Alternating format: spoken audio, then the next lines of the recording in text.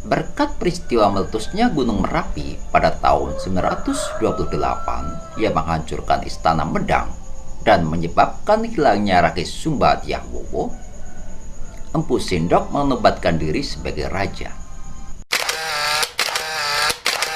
Warta Java TV.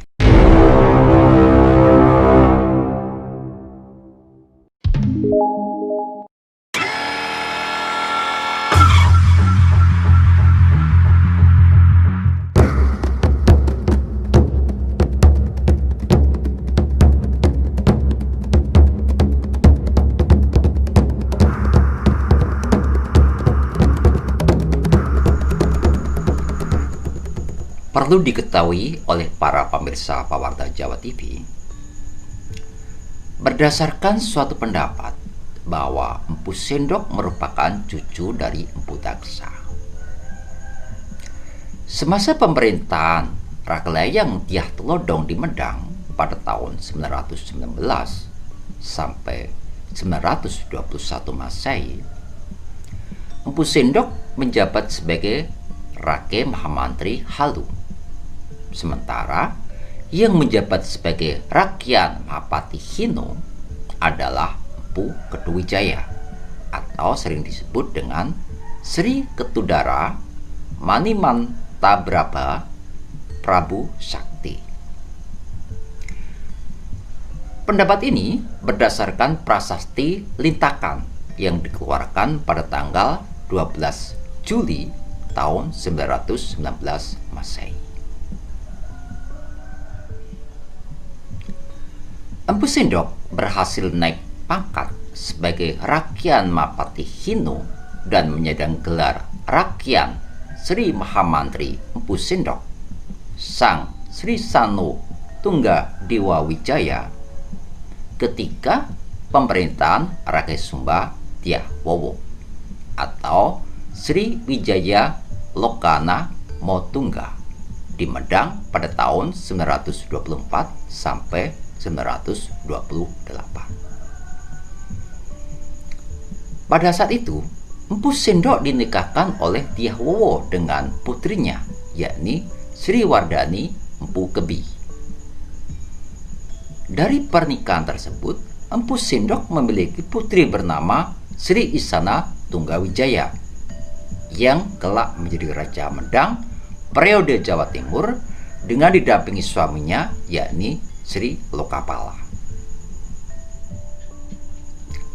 Semasa pemerintahan Raklayang Dyah Telodong di Medang, Empu Sindok hanya menjabat sebagai Rake Mahamantri Halu.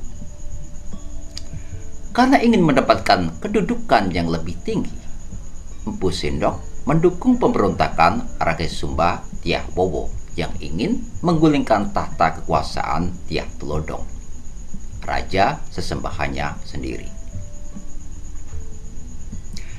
Karena pemberontakan yang dilakukan Rake Sumba Dyahwowo membawa hasil gemilang, maka Empu Sindok diangkat sebagai Rakyan Mahapati Hino. Karena jasa-jasanya itu, Empu Sindok dinikahkan dengan putrinya, yakni Sri Wardani Empu Kebi. Keberuntungan di pihak Empu Sindok. Berkat peristiwa meletusnya Gunung Merapi pada tahun 928 yang menghancurkan Istana Medang dan menyebabkan hilangnya Rake Sumba Dyahwowo, Empu Sindok menobatkan diri sebagai raja. Akan tetapi, pusat pemerintahan Empu Sindok tidak lagi di bumi Mataram, melainkan di Tamblang. Prasasti Turian 929. 1 tahun kemudian, Empu Sindok memindahkan pusat pemerintahannya dari Tamblang ke Watugaluh. Pendapat ini berdasarkan prasasti Paradah dan prasasti Anjukla pada tahun 937. Pertanyaan yang kemudian timbul, kenapa Empu Sindok memindahkan pusat pemerintahan Medang dari bumi Mataram ke Tamblang dan berakhir ke Watugaluh? Menurut para sejarawan, motivasi Empu Sindok memindahkan pusat pemerintahannya dikarenakan dua faktor. Pertama, keadaan alam bumi Mataram tertutup secara alamiah dari dunia luar, sehingga sulit untuk berkembang. Sebaliknya, Tamlang atau Watugaluh lebih terbuka untuk mengembangkan aktivitas perdagangan dengan dunia luar. Sungai Bengawan Solo dan Sungai Berantas dapat digunakan sebagai sarana perhubungan dan perdagangan antara pedalaman dan pantai. Di samping itu, tanah di Tamlang dan Watugaluh masih terbilang subur dibandingkan dengan tanah di bumi Mataram yang sudah sekian lama dimanfaatkan. Kedua, berkaitan dengan masalah politik, di mana pemindahan pusat pemerintahan Medang yang dilakukan oleh Empu Sindok untuk menghindari serangan dari Sriwijaya. Hal itu disebabkan setelah dinasti Salendra terdesak dari Jawa Tengah dan menetap di Sumatera, merupakan ancaman serius bagi dinasti Sanjaya dan dinasti Isana.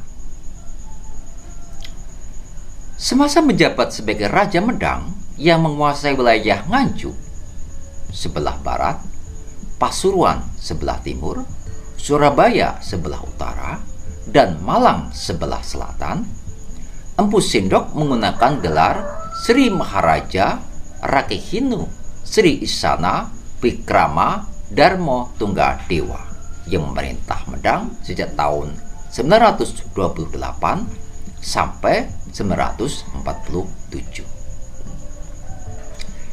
Di dalam menjalankan pemerintahannya, Empu Sindok didampingi seorang Rake Mahapati Hinu yang bernama Empu Sahasra. Menurut beberapa sumber, bahwa Empu Sindok adalah seorang raja yang adil dan bijaksana dan selalu berusaha untuk memakmurkan kehidupan seluruh rakyatnya. Empu Sindok sangat menjaga toleransi terhadap penganut agama lain.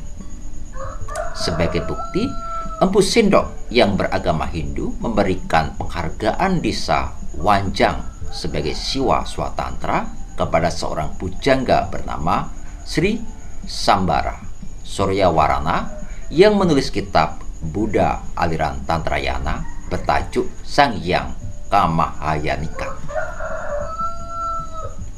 Nah, para pemirsa Pawarta Jawa TV, berikut adalah penayangan bukti-bukti yang memperkokoh pendapat bahwa Empu Sindok sebagai Ratu Adil.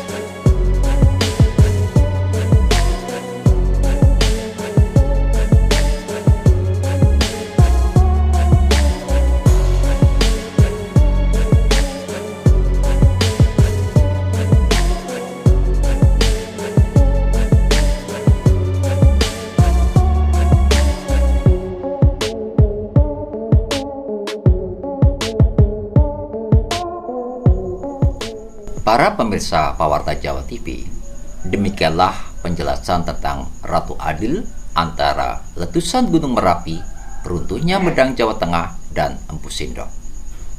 Sampai berjumpa lagi. dalam bahasan yang lain. Salam Rahayu.